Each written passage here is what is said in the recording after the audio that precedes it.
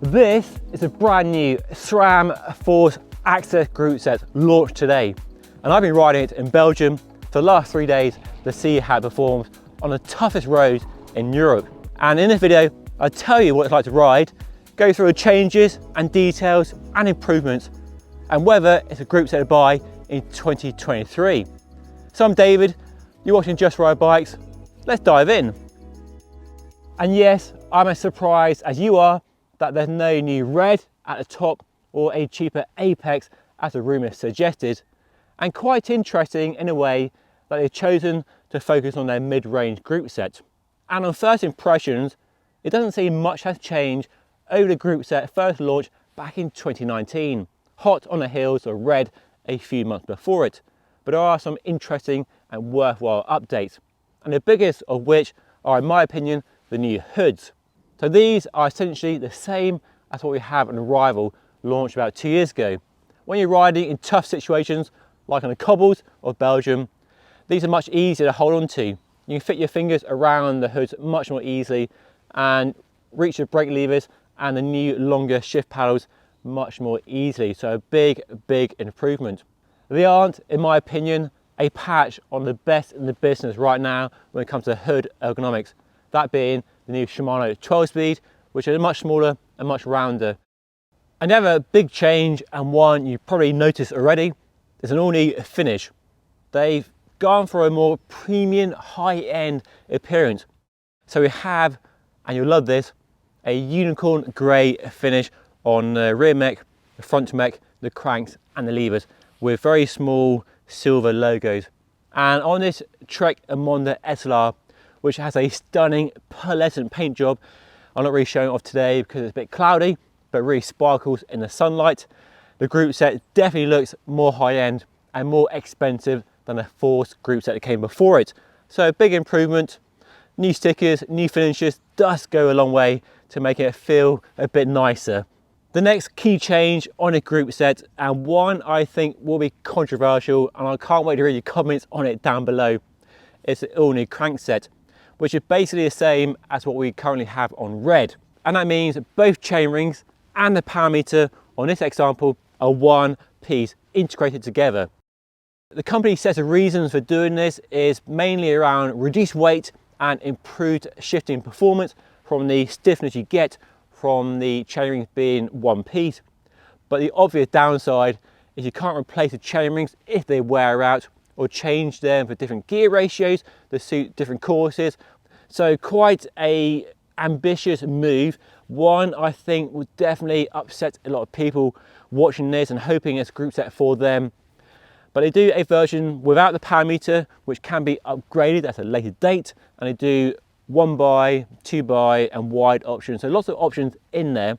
But it would have been nice perhaps if they offered this top level power meter crankset but with a non-integrated approach. But that's the design solution they've gone for, and one you're kind of stuck with really. Another small but key change is that where we had several rear mechs for different cassette options before, we now have a single rear mech which can accommodate cassettes from the smallest 1028 up to the largest 1036, and then another rear mech for their wider range Explore gravel setup. All the changes aside, the rest of the group set is fundamentally the same as what we've had before. So same gear ratios, the same small chain rings and larger cassettes, which in my opinion is better than anything that Shimano or Quarq is currently offering. They're still very focused on the needs of pro racing cyclists and not us mere mortals, where SRAM have really addressed the needs of us regular riders, and I really like that about SRAM's group sets. While there are clearly some pros and cons to the group set depending on your point of view, and I'll get on to how it rides in a few minutes, it's worth talking about price, because here SRAM is being their usual highly competitive self, because the main takeaway is that the new group set costs the same as the outgoing Force, no price increase, and that makes it a highly appealing group set because it's about the same price as Shimano's new 105 Di2. So what that means is SRAM's second tier group set costs the same as Shimano's third tier entry level group set, and that's a really enticing comparison and shootout, and I'll do a separate video on that in the future. And make sure you're subscribed to the channel if you want to see that.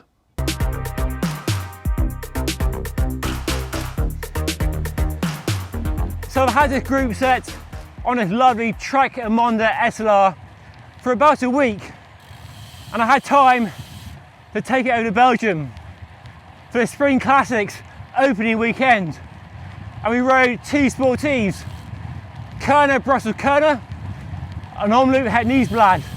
The best weekend of racing. We've got Flanders and Roubaix coming out soon. I can't wait. I love it this time of year.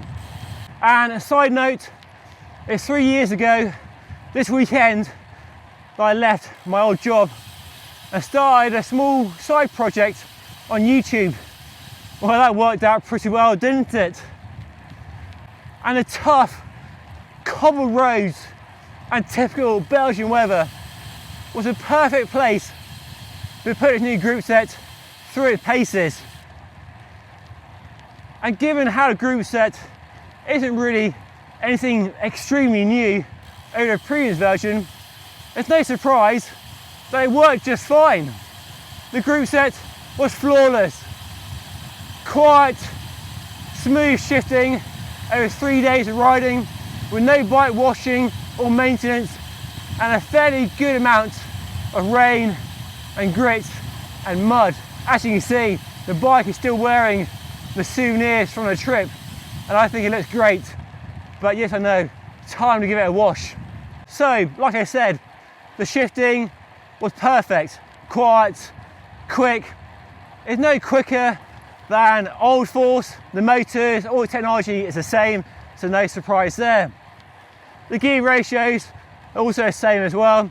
Really nice having a big range cassette, small chain rings for some of the steeper climbs, like the Koppenberg and some of the other mighty, tough climbs in that part of Belgium.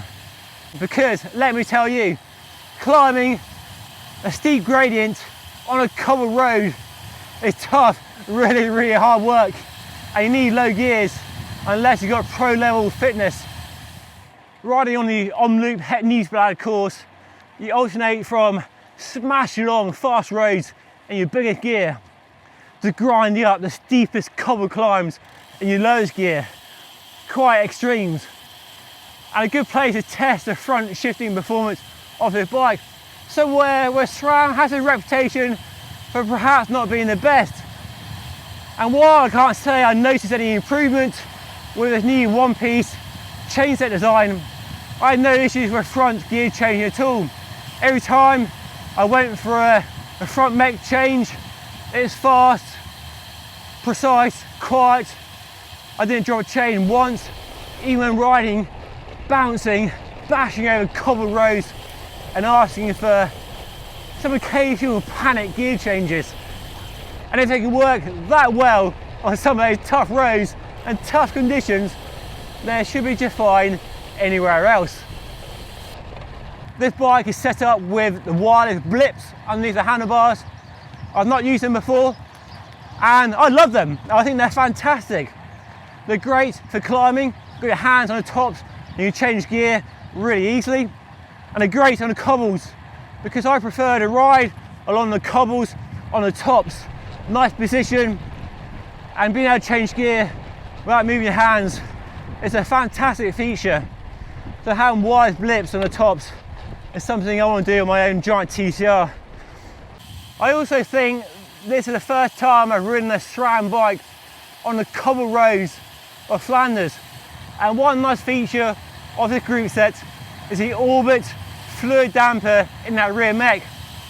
So when you're riding over cobbles, everything bouncing around. It's a wild, extreme ride. And that chain is being bounced around. And on a normal bike, the rear mech doesn't have the tension to hold the chain tight. You can hear the chain bouncing, slapping off the chainstay. But thanks to that Orbit fluid damper, it keeps the chain quiet. It's not bouncing around. And that minimises the risk of the chain dropping off as well. So that's a really nice feature, albeit not a new one, but the first time I've used it on such tough roads. So, Is this a group set to buy in 2023? Well, I do have some thoughts, so let me get changed and share them with you.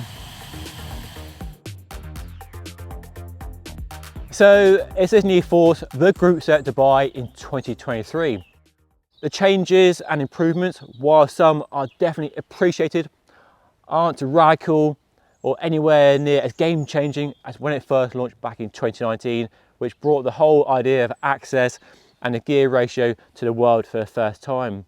I love the new hoods, the way it looks, and the pricing being the same as the current Force, and it compares really well to what Shimano is offering in that same price range as well.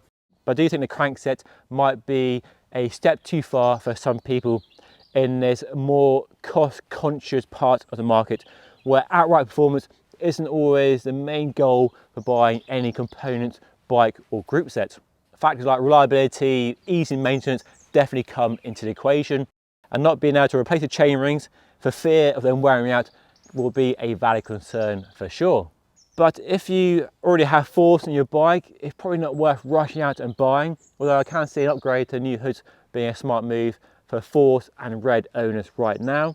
But if you have to have the newest, the best, you're looking to buy a new bike anyway, or you're upgrading your bike to a new group set, then Force is definitely worth considering.